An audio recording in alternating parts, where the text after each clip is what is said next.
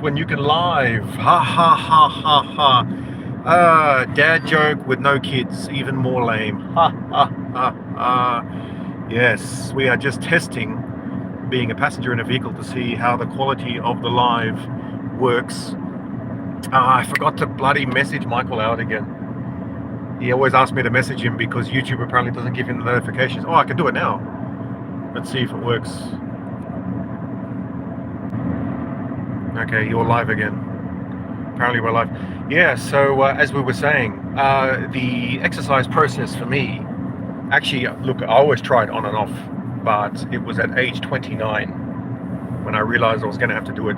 Funnily enough, when you're younger and you try to do it, you want to do it to look good.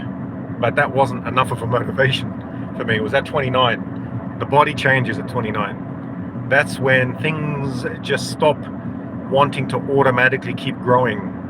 And there is no euphemism intended in that comment.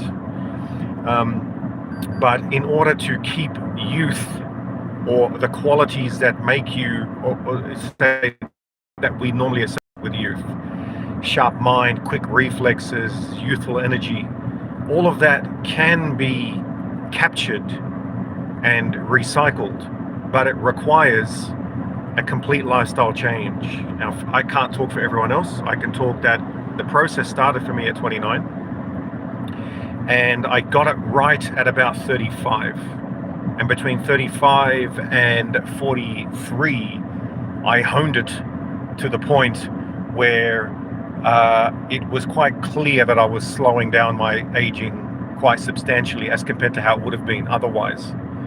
And I can tell just by looking at those around me who are, 45, and including, people around me that I see every day, people younger, and you can see in a sort of comparative scientific experiment how the lifestyle I've built over the last 15 years, in comparison to say what you'd call the regular life. When I say regular, the life to which we have actually become accustomed in the West, which is sleep less, eating the wrong foods, sedentary lifestyle, because it's extremely difficult to get out of that.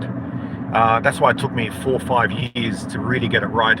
And you can see the difference between one who went on the natural path, when we say natural, and one who decided to create a complete different type of lifestyle. And the benefit I find is everything. So sleeping, it's easier to sleep.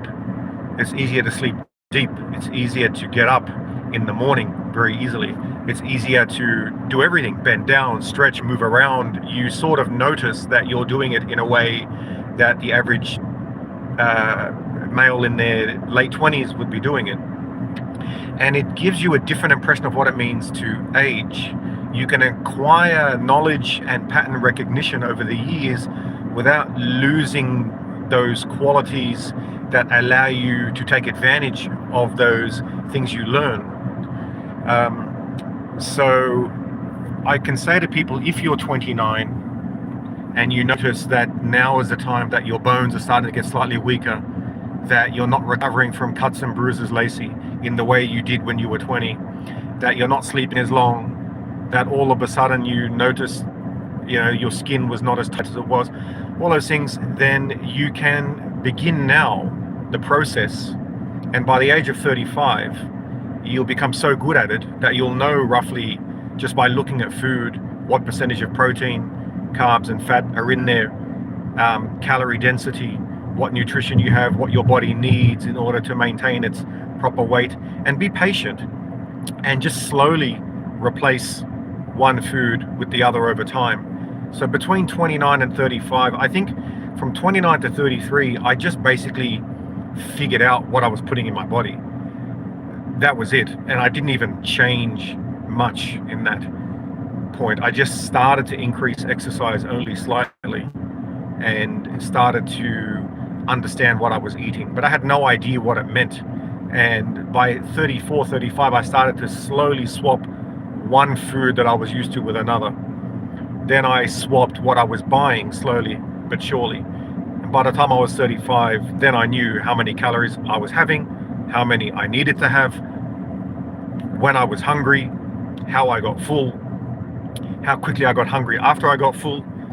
G'day, David. Barrel roll. Mate. And you, once you reach that point, it's liberation.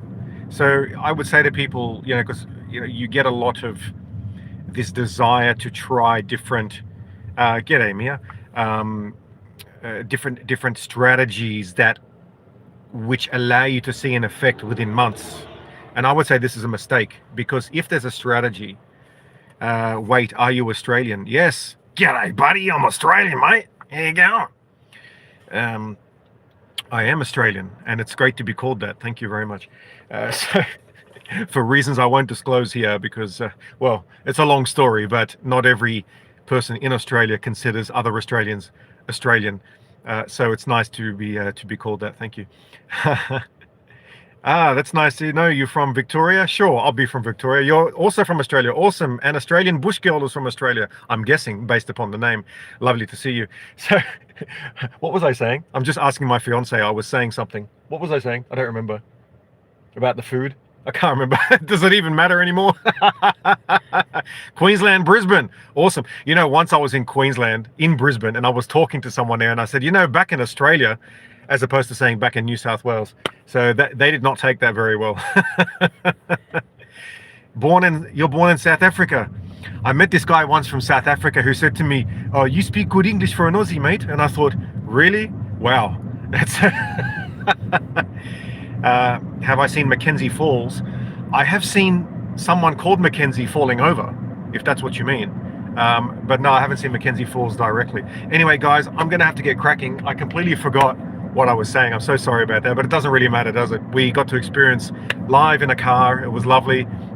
Guys, tune in to Michael Loud. He is an awesome Aussie patriot. Sorry, patriot is not the right word, because that can sound political. So he's a genuine, down-to-earth Australian man. Lovely man. You went there yesterday? Very cool. You're born in South Africa but moved to Australia. Yes, that seemed like where you were going with that. That's very cool. Well, welcome. It's good to have a fellow Aussie who's traveled the world and seen another place which has a similar season to us. Interesting. Why do you think that Westerners colonized South Africa as opposed to other parts of Africa? And of course, it was due to the fact that the climate was something to which their bodies had evolved quite nicely.